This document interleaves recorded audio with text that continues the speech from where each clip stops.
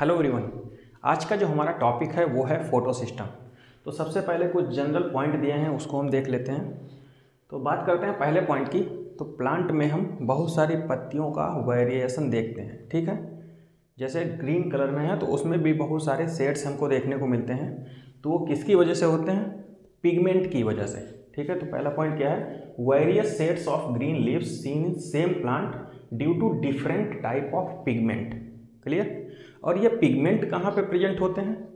हमको पता है कि क्लोरोप्लास्ट में होता है ग्रेना, और ग्रेना क्या होता है? बहुत सारे कॉइन लाइक स्ट्रक्चर जो होती है थैलाकॉइड, उसका अरेंजमेंट जो होता है। तो ये जो थैलाकॉइड होती है, इनर साइड में एक स्पेस होता है उसको ल्यूमेन बोलते हैं, और आउटर साइड में जो होता है वो थैलाकॉइडल मेम्ब्रेन होती है। तो ये पिगमेंट कहाँ पे प्रेजेंट होते हैं? थैलाकॉइड की मेम्ब्रेन पे, ठीक है। उसी की वजह से क्या होता है? पत्तियों में डिफरेंट टाइप के वेरिएशन देखने को मिलते हैं कलर में।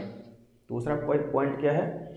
और देखिए, ये पत्तियों का जो कलर होता है उसको सेपरेट कैसे करते हैं? हमारे पास एक टेक्नोलॉजी होती है जिसकी वजह से, जिसका यूज करते हैं हम। Pigment molecule can be separated by एक टेक्निक से। वो टेक्निक नाम क्या है? पेपर क्रोमेटोग्राफी, ठीक है।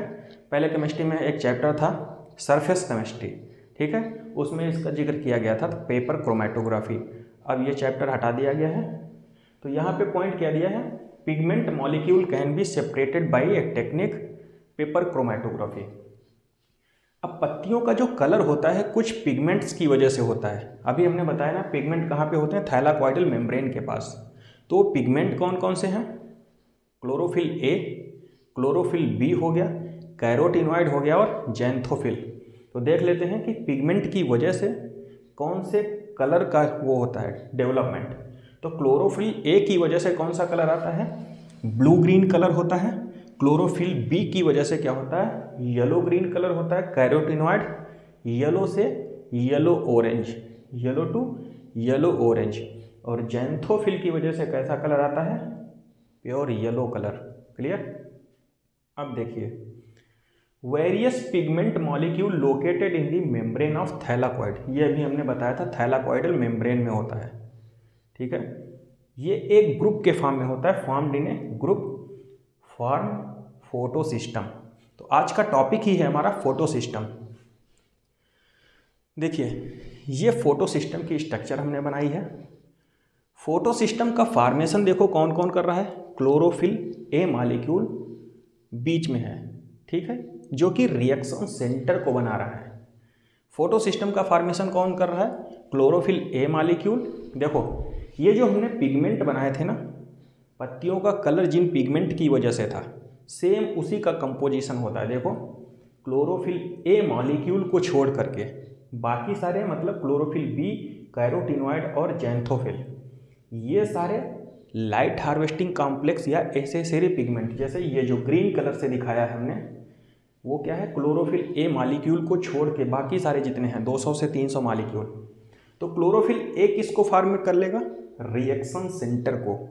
और बाकी सारे पिगमेंट, मतलब chlorophyll B, carotenoid and xanthophyll, वो बनाएंगे, देखो क्या लिखा है, एसेसरी मॉलिक्यूल, एंटीना मॉलिक्यूल, और या तो इसी को बोलते हैं लाइट हार्वेस्टिंग कॉम्प्लेक्स, LHC, ठीक है। तो फोटो सिस्टम का कंपोजिशन क्या है? क्लोरोफिल ए जो कि बना रहा है रिएक्शन सेंटर, और क्लोरोफिल बी, कैरोटीनॉइड और जैंथोफिल ये किसको फॉर्मेशन कर रहे हैं? एंटीना मॉलिक्यूल, एसेसरी मॉलिक्यूल या लाइट हार्वेस्टिंग कॉम्प्लेक्स को। और देखिए, ये लाइट हार्वेस्टिंग कॉम्प्लेक्स जो होता है ना, वो रिएक्शन सेंटर को बचाता है। किससे? जैसे सनलाइट आई, हाई हीट है, तो सोलराइजेशन से बचाएगा रिएक्शन सेंटर को। देखो, तो लाइट हार्वेस्टिंग कॉम्प्लेक्स है ना, ठीक है। तो क्या करता है ये? Prevent destruction of chlorophyll A molecule, मतलब रिएक्शन सेंटर को बचा रहा है ये। दूसरा क्या है? Prevent burning of reaction centre, बताया ना, बर्निंग से बचा रहा है, हाई हीट की वजह से, सोलराइजेशन की वजह से जो है रिएक्शन सेंटर को बचाता है ये लाइट हार्वेस्टिंग कॉम्प्लेक्स। अब देखिए, फोटो सिस्टम किससे बना होता है? देखो, क्लोरोफिल ए मॉलिक्यूल और 200 से 300 मॉलिक्यूल एक्सेप्ट क्लोरोफिल ए। तो कौन कौन से? Chlorophyll B, carotenoid, xanthophyll. ठीक है। तो ये मॉलिक्यूल हो गए जिन्होंने फोटो सिस्टम का फॉर्मेशन कर लिया। अब देखो फंक्शन तो हमने बता दिया लाइट हार्वेस्टिंग कॉम्प्लेक्स का, ठीक है। क्लोरोफिल ए ये रिएक्शन सेंटर है। अब रिएक्शन सेंटर जो होता है ना वो क्लोरोफिल ए दोनों में रहेगा, लेकिन वेवलेंथ चेंज रहेगी। Chlorophyll A with wavelength 700 nanometre angstrom, ठीक है, और chlorophyll A wavelength 680 angstrom. Clear. जो क्लोरोफिल्म ए के साथ 700 एंगस्ट्रॉम जो वेवलेंथ है ना वो फॉर्म करेगा फोटो सिस्टम फर्स्ट। और ये फर्स्ट इसलिए बोला गया इसको क्योंकि इसकी डिस्कवरी पहले हुई थी, ठीक है। तो देखो क्लोरोफिल ए मॉलिक्यूल है, दो वेवलेंथ होंगी, एक तो 700 एंगस्ट्रॉम, दूसरी 680 एंगस्ट्रॉम, ठीक। तो 700 एंगस्ट्रॉम वाला जो होगा वो फोटो सिस्टम फर्स्ट का फॉर्मेशन करेगा। और फोटो सिस्टम फर्स्ट इसलिए बोला गया क्योंकि इसकी डिस्कवरी पहले हुई थी। क्लियर। वहीं फोटो सिस्टम सेकेंड कौन बनाएगा जिसमें 680 एंगस्ट्रॉम की वेवलेंथ होगी, और ये है लास्ट डिस्कवर्ड। क्लियर। अब देखो क्या होता है, ये एक्टिवेट कब होंगे, ये क्लोरोफिल ए मॉलिक्यूल जो है ना, ये एंगस्ट्रॉम जो इसकी वेवलेंथ दी गई है ना, ये एक्टिवेट कब होगी। अगर वेवलेंथ 680 से ज़्यादा है या उससे बराबर है, 680 से ज़्यादा होगी तो फोटो सिस्टम सेकेंड एक्टिवेट हो जाएगा, लेकिन 700 से कम होनी चाहिए वेवलेंथ, ठीक है। अगर 700 से ज़्यादा होगी वेवलेंथ तो ये फोटो सिस्टम फर्स्ट और फोटो सिस्टम सेकेंड दोनों एक्टिवेट हो जाएंगे, ठीक।